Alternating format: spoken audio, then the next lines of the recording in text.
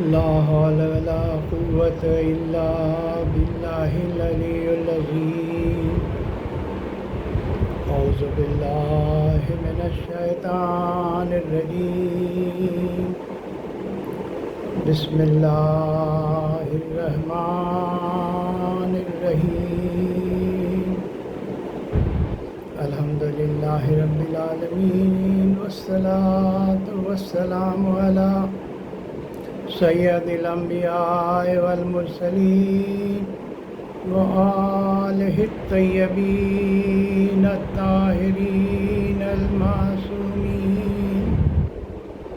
اما بعد فقد قال اللہ تبارک و تعالی فی کتابہ المبین وہو اصدق الصادقین بسم اللہ الرحمن الرحیم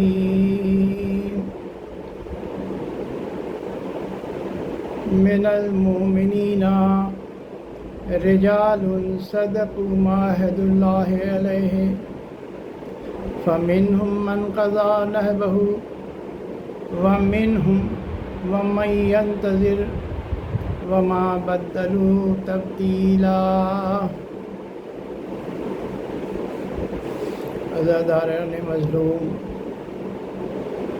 جس آیہ کریمہ کی تلاوت کا میں نے شرف حاصل کیا، یہ قرآن کریم کی سورہ احزاب کی 23ویں آیت ہے، جس میں اللہ رب العزت فرماتا ہے کہ من المؤمنین رجال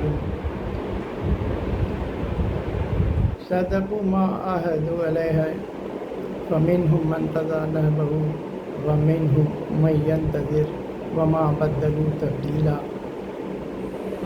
مومنین میں کچھ ایسے مرد میدان ہیں جنہوں نے اللہ سے کیے ہوئے اپنے وعدے کو سچا کر دکھایا، اس میں سے کچھ اپنا وقت پورا کر چکے اور کچھ انتظار میں بیٹھے ہیں، اور انہوں نے اپنے روش میں، اپنے باتوں میں کوئی تبدیلی نہیں کی ہے، وہ اس اللہ سے کیے ہوئے وعدے پر قائم ہے۔ یہ آیہ کریمہ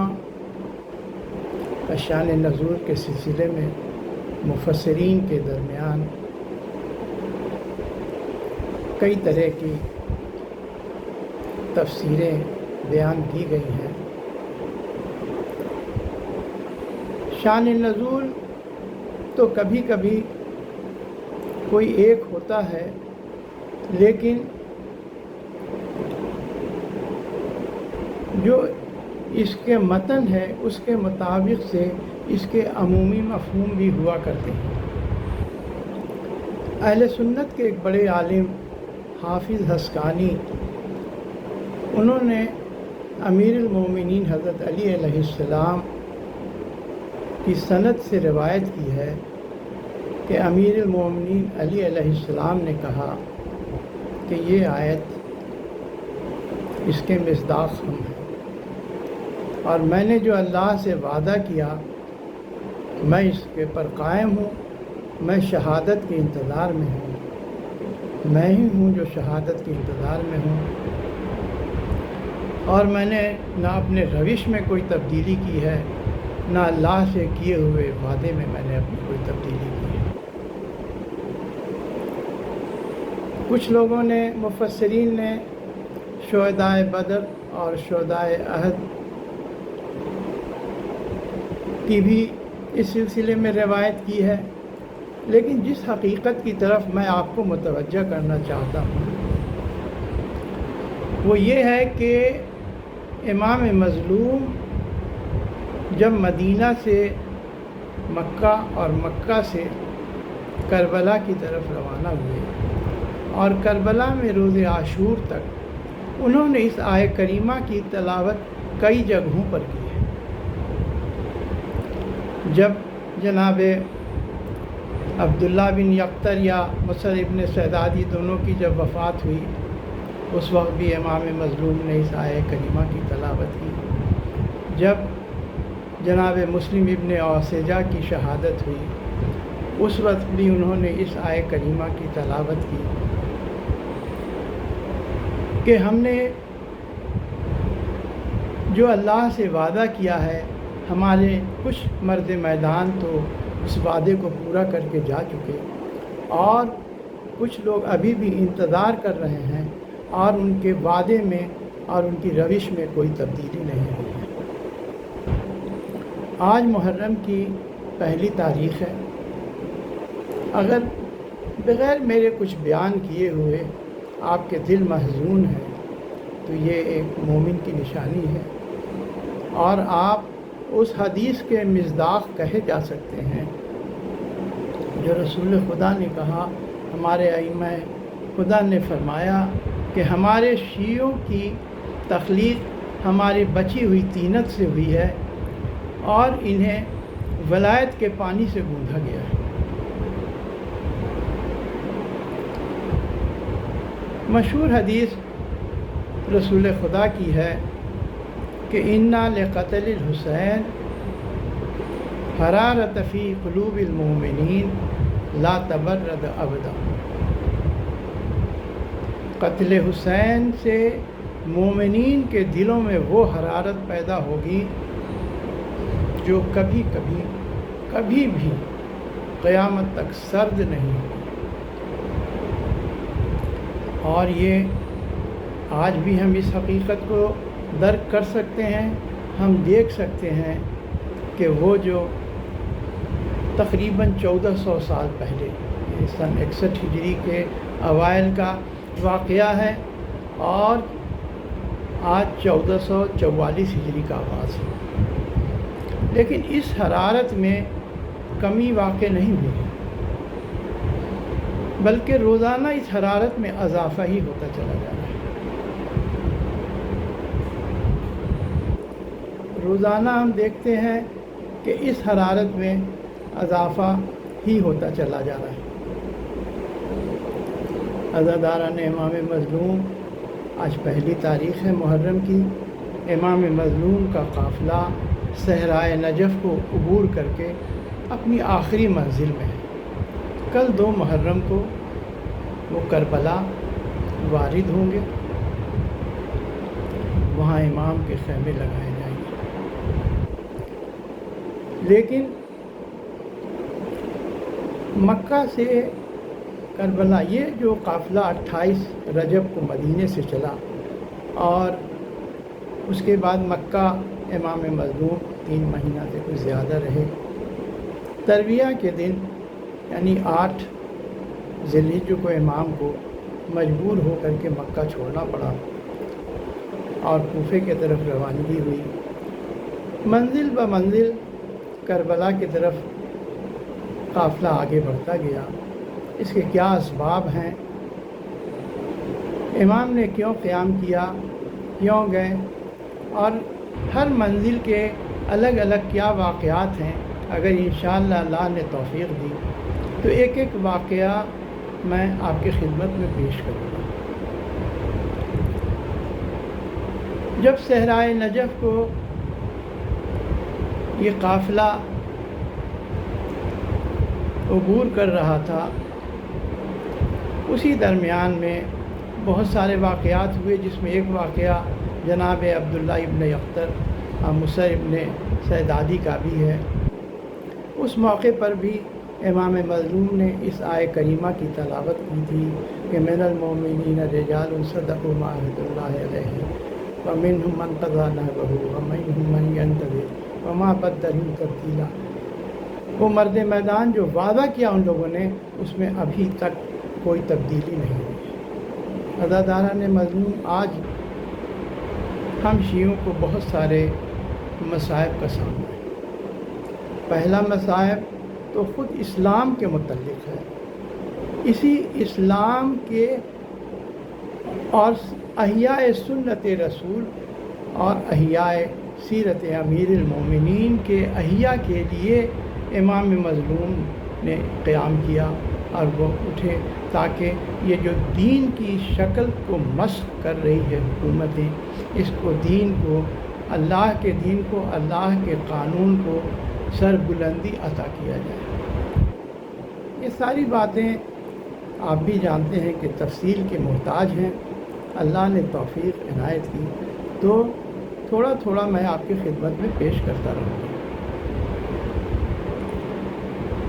پہلی مصیبت تو یہ ہے کہ ہمارا احیاء دین کہ جس کے لیے امام مظلوم نے اتنی بڑی قربانی پیش کی، آج اس احیاء دین پر دوبارہ وقت پڑا ہے۔ ہمیں مغربی ثقافت، تہذیب و تمدن، مغربی ثقافت اور مغربی تہذیب کا ہمارے اسلام کی تہذیب اور اسلام کی ثقافت پر غلبہ ہے، اور اسلام کے آثار کو یہ لوگ مٹانے کے درپے ہیں۔ دوسری مصیبت یہ ناصبین جو دشمنان اہل بیت ہیں، ان کا غلبہ ہے، اور یہ ہر طرف سے ہمارے دین کو مٹانے کے درپے ہیں۔ تیسری مصیبت خود ہمارے اپنے لوگ ہیں جو محب اہل بیت ہیں، لیکن نادانستہ طور پر وہ ان لوگوں کے اعلی کار بنتے جا رہے ہیں۔ کیسے؟ اس میں بہت ساری روایتیں تحریف شدہ ہیں جس کو ہم لوگ بیان کرتے ہیں، وہ تحریف شدہ، جبکہ جو جھوٹی روایتیں ہیں، جھوٹ خود رجس ہے جو کہ اہل بیت کے ساتھ کسی طرح سے بھی مناسبت نہیں رکھتا ہے۔ دوسری مصیبت خود ہمارے اپنے اعمال ہیں۔ آج ہمارے کون سے اعمال ہیں جو ہمارے ائمہ اہل بیت کے مطابقت کرتے ہیں؟ ہاں، صرف ایک اعمال ایسا ہے اور ایک ہمارا عمل ایسا ہے کہ جس میں ہم رسول خدا اور ائمہ خدا کی مطابقت کر سکتے ہیں، وہ عزاداری امام حسین علیہ السلام۔ اس عزاداری امام حسین علیہ السلام کو ہم صرف اس سے نہ دیکھیں کہ ہمیں صرف گریہ کرنا ہے اور ایک تسلیت پیش کرنا ہے، تسلی پیش کرنا ہے بارگاہ رسالت میں اور بارگاہ امیر المومنین اور خاتون جنت کے۔ نہیں، اس کے مقاصد بہت بلند ہیں۔ یہ صرف گریہ ہی نہیں، گریہ تو خود ہماری طینت ہی اس طرح سے بنی ہے، اور رسول کے حدیث کے ہم مصداق ہیں تو ہمارا دل تو ملول ہوگا ہی۔ لیکن شروع سے میں نے ایک ہی بات پر زور دیا کہ واقعہ کربلا کے جو دو پہلو ہیں، ایک تاریخ پہلو ہے جس میں ایک ظلم، جنایت اور جرم کی داستان ہے، لیکن دوسرا جو اس کا روشن پہلو ہے، ہم کو اس روشن پہلو پر ہی زیادہ تبصرہ کرنا ہے، اس لیے کہ ویسی روشن پہلو کے اس سے ہم خود بھی اپنی نجات کا سامان مہیا کریں گے۔ تیسری مصیبت جو ہماری ہے وہ خود ابو عبداللہ کے مصائب ہیں۔ ان مصائب کو بھی آہستہ آہستہ ذکر لمحہ و لمحہ کریں گے، اور میری کوشش یہ ہوگی کہ میرا ویڈیو 15 منٹ سے زیادہ کا نہ ہو تاکہ آپ کو سننے میں زحمت نہیں۔ جب شہزادی سکینہ جا رہی تھی، جب مکہ سے کوفے کے راستے میں تھی، تو انہوں نے ایک جملہ بیان کیا، فرمایا کہ مدینے سے نکلنا ہمارے لیے بہت بڑی مصیبت تھی۔ میں شہزادی کے خدمت میں دستبرسہ عرض کروں گا کہ شہزادی، آپ کے لیے اپنے بابا کے سائے میں مدینے سے نکلنا بڑی مصیبت تھی کہ آپ کو کربلا سے کوفہ بے پالان کے اونٹوں پر لے جایا گیا، وہ بڑی مصیبت تھی۔ آپ کو مدینہ سے نکلنا بڑی مصیبت تھی، یا ابن زیاد ملعون کے دربار میں کھڑے ہونا، پابہ زنجیر کھڑے ہونا اور اس ملعون کی تکلیف دہ باتوں کو سننا بڑی مصیبت تھی۔ شہزادی، یہ بڑی مصیبت تھی کہ یزید کے دربار میں، یزید ملعون کے دربار میں پابہ زنجیر کھڑے ہونا، پھوپھیوں اور ماں بہنوں کے سامنے